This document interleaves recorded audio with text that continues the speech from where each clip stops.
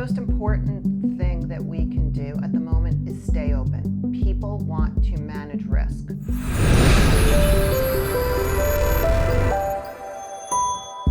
Hello, and welcome to another episode of On Purpose. Today, I'm joined by Lynn Martin, the president of the New York Stock Exchange and the chair of ICE's Fixed Income and Data. Welcome, Lynn. Thanks for having me, Kristin. It's so awesome to be with you. So I want to start off at your childhood because similar to me, I think they described you as a little bit of a nerd, but you were a computer nerd. So what got you into that? Yeah, I always just gravitated towards trying to figure out how things work.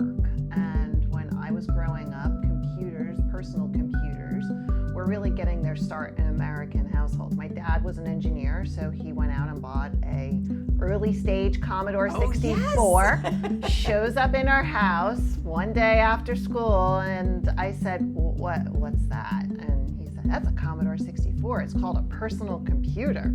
And I think I've wasted a variety of summers playing video games on it. But then I started navigating, what else can this thing actually do? And that just really piqued my interest in computers. So what was it like being a woman in computing back then? I can't imagine you're one of many. No, there was me. In my major, so I studied computer science in college, there were 2 females, but importantly, I think it taught me that you're not always going to see yourself in the room. Right. When you're having a debate, or when you're trying to get an answer correct, or when you're having to defend a piece of code, or it sort of helped me start to get my voice. So you graduate, you start off in programming. What's that path from there to the New York Stock Exchange? I got my start writing code. I very quickly realized, though, that I was best served talking to other humans than talking to a computer all day long. Right place, right time. The markets had started to go electronic, and I spotted an opportunity for a position where they needed someone to communicate with this new generation of traders as well as programmers who were coding to these things called APIs, application programming interfaces. So they weren't looking for someone who was well-versed in markets. They were more looking for someone who can have a conversation with a programmer about how to connect to a market. You just have a unique position to look at the opportunities and the challenges that generative AI can present to the financial markets.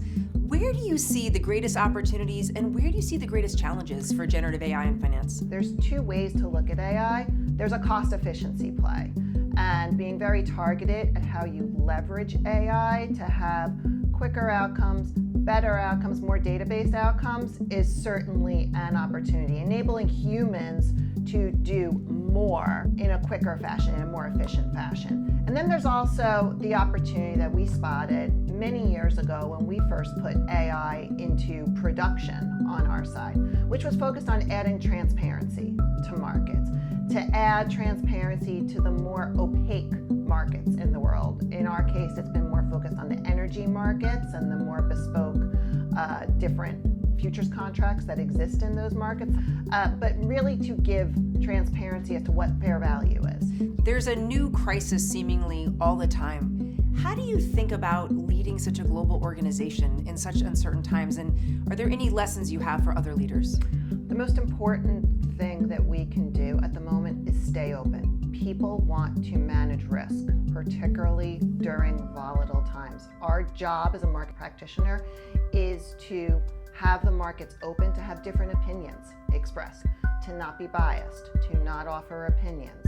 Our job is to add transparency in times of crisis. That could be bringing conversations to the fore, or it could be just ensuring that our markets are operating as efficiently and as performant as possible.